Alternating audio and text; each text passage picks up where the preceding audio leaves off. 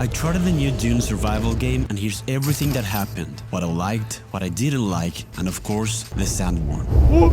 Wow! This was a demo build, and everything you see is a work in progress. Thanks to Funcom for inviting me to the preview event. Character creation began. There was a really good amount of options to choose from. Pretty robust, nothing to complain here. After this, I had to choose the planet where I was born, each one providing different traits. Second, I picked the cast, which seemed to affect dialogue options in the future. And last but not least, I chose my mentor. This defined which skill tree was available to me at the start, but you can learn anything in the game, no matter your class, if you find the right NPC trainer and do some work for them. I went with the Trooper, which gave me an ability to use a cable for traversal. You'll see it in action later.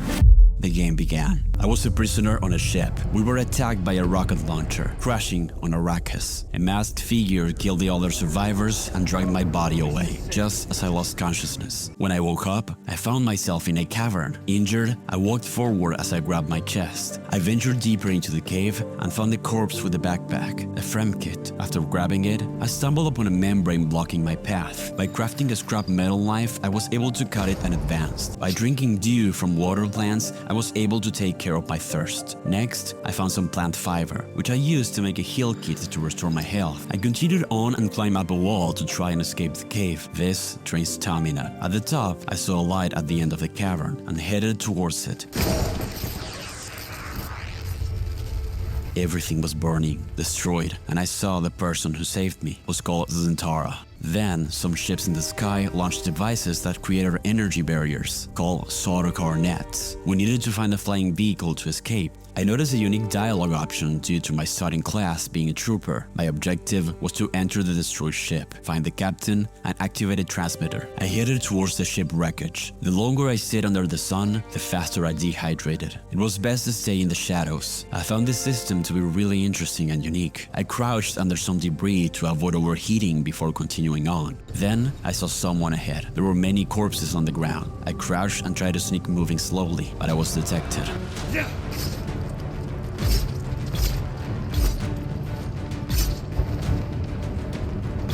Have sealed themselves inside. I defeated the enemy with my knife and looted their body. They had a power pack and a cut array, which was basically a gathering tool. After equipping it, I scanned the rock, revealing its weak point. By following the pattern, I was able to cut through it. Moving on, the captain's room was locked with an energy shield. I needed to find the key to get through. Further ahead, I encountered a guard. Here, I learned the combat basics, stagger and parry.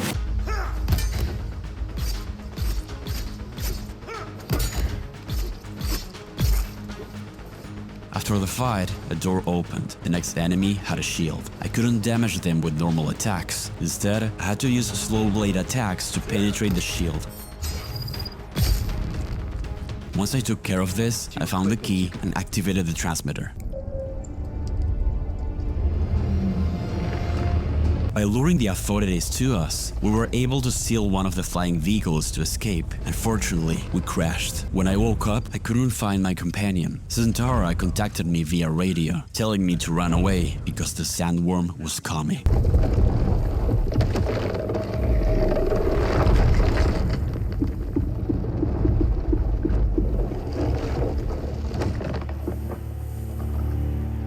You made it. Oh, well, figure out how to craft yourself some clothing.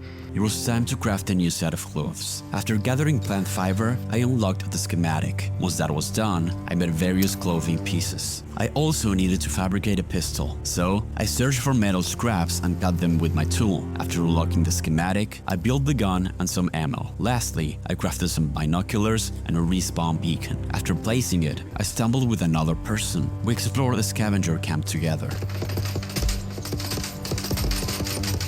and looted a chest with resources. Here, I started experimenting with my ability to launch myself to higher places. I was able to jump off cliffs and throw the cable from mid-air, but I messed up once and almost died there. After defeating all the scavengers, I completed my objective. Then, I got my first look at the skill tree. According to what we were told, you could learn any skill without restrictions, as long as you found the right trainer and do some work for them. For the moment, I could only unlock skills from the trooper tree. I chose the gravity grenade. My next task was to gather resources to craft a construction tool to allow me to build my base. With that in my hands, I built a sub-thief console, which let me construct my own little base. Personally, I found the UI and controls not intuitive at all. I found it uncomfortable to navigate through the menus to find what I needed. Holding mouse buttons to construct didn't feel good at all. Then again, everything in the game is being updated. Days before the event, they changed the blood purification system, for example. You'll see more about that later. They also told us that there were new melee combat animations that weren't present in the build we were trying. Things like a stealth system were planned for post-launch too.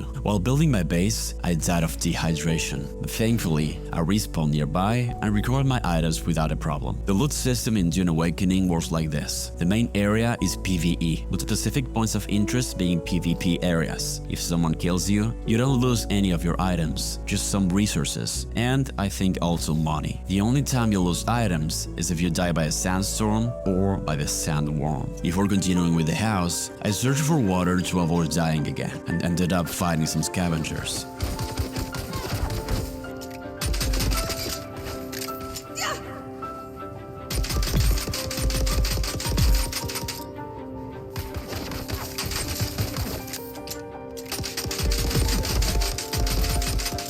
While taking care of my thirst, I realized eating too many plants seemed to cause nausea, so it wasn't the most efficient way to hydrate myself. I then built a small storage container and a fuel power generator to supply energy to the base's shield. This protected my shelter from sandstorms. Otherwise, it would get destroyed. My next task was to find a more stable source of hydration. To construct the necessary equipment, I gathered plant fiber and metal. While crafting and gathering, I leveled up, getting a new skill point and unlocking the suspensor dash technique. This was a passive skill, allowing me to dash while suspended in the air. Afterwards, I crafted a blood extractor and a blood sac. This would allow me to get the blood from enemies and then refine it into drinkable water. I killed some bandits and used the extractor on them. However, I died in the process. And this wouldn't be the only time. Which leads me to the combat, which is something that I felt needed some more work, especially around the enemy AI. I found myself shooting at enemies that stood still without taking much cover or moving too much. But then again, this was the tutorial area. Things change depending on where you are, and enemies get tougher as you advance. I didn't manage to get too far into the game, so maybe that's a thing that improves later. I returned to my base and unlocked the blood purifier. I deposited the blood I had extracted from my enemies into the machine. Skipping a cutscene to avoid spoilers, now I needed to head across the desert. While making my way, I feared the sandworm might appear due to the vibrations of my footsteps. The longer you run and move through the sand, the more likely the worm will hear you. From what we were told, there were about a dozen worms just in this area, every single one of them with their own territory. I kept crossing the desert, always searching for plants to avoid dying from dehydration. Along the way, I came across a scavenger camp, exchanging fire with some enemies.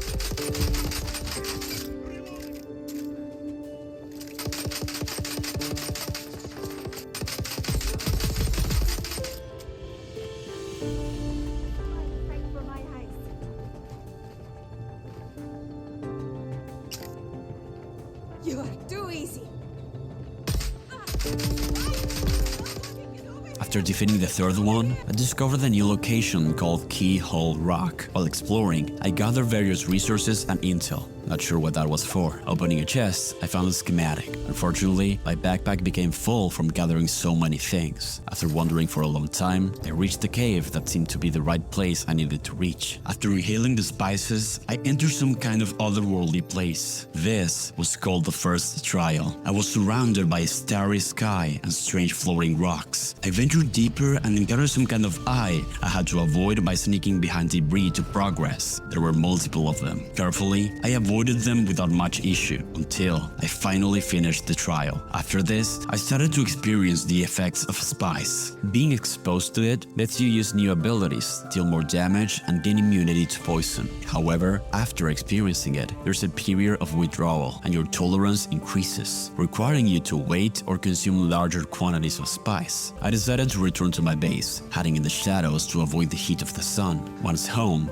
I stored some items in the chest to make some space, and drank directly from the blood purification machine to take care of my thirst. Next, I unlocked the fabricator to construct more items, which let me create my own steel suit. Equipping this armor reduced dehydration by allowing me to drink from catch pockets. Afterwards, I had to meet the person who had been helping me via radio this whole time. To do this, I needed to construct a survey probe launcher to map the area. To accomplish this, I built an ore refinery and refined the copper ore to make the surveying kit. And to use it, I had to climb and get to high ground, finally firing the survey probe launcher.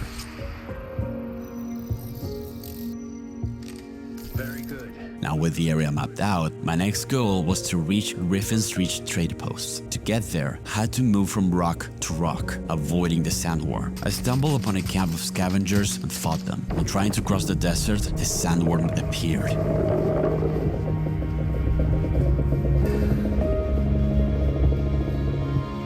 But I managed to reach safety. I had a second encounter with the sandworm and stopped to contemplate it.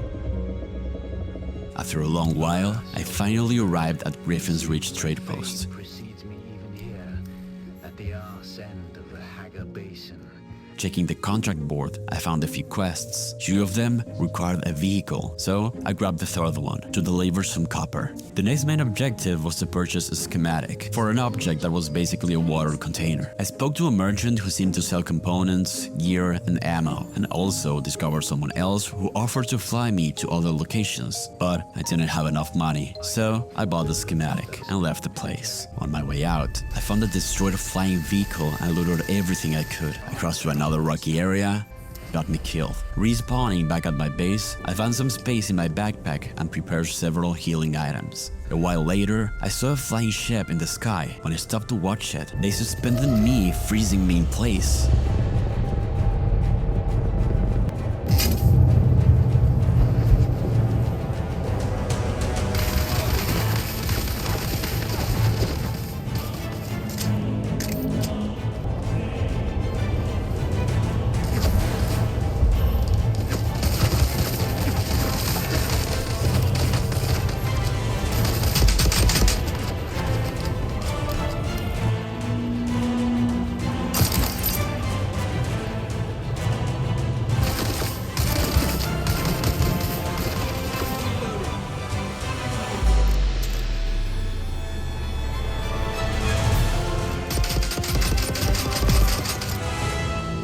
After escaping, I reached some kind of wreckage and went inside, finding some scavengers.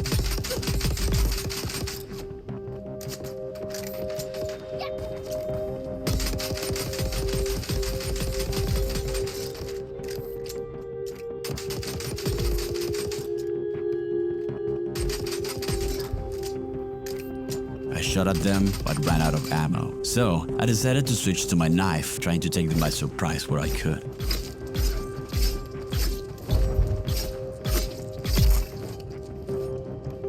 Exploring further, I stumbled upon some sort of hologram of the planet and a chest next to it. After searching the entire ship for the materials I needed and fighting some more enemies, I scanned the door and broke it apart with my laser tool, which led me to the last chest containing what I needed, as well as some new clothes. Next objective was to gather copper and plant fiber. After gathering all the resources, I unlocked the schematics for new gear, armor, rifle, and a blade. Back at my base, I refined copper and crafted everything. At this point, our time with the demo build was coming to an end. And here's when things went crazy. The developers gave us access to ornithopters, the flying vehicles, and it was really fun. Oh, no!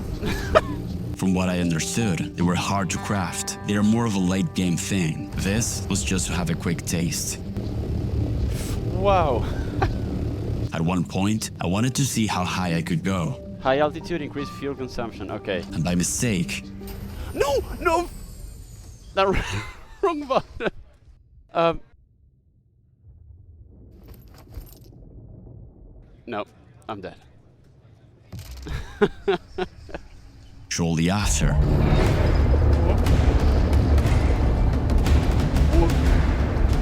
Wow! the sandworm came.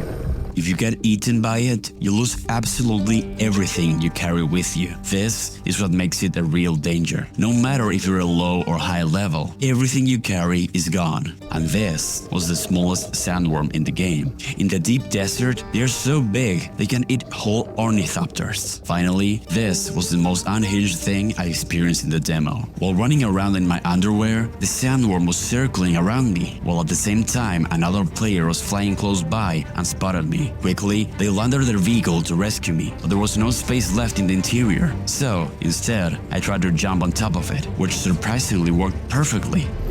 I don't know what's happening, but it's working. Holy crap. The view from up top was amazing. I feel that playing with friends will probably be the most fun way to experience the game, just because of things like this. We kept flying until reaching an invisible wall and dropped me right into the quicksand, where I had a slow death. Hope you enjoyed. Lastly, at the end of the demo, an alert came up. A sandstorm was coming.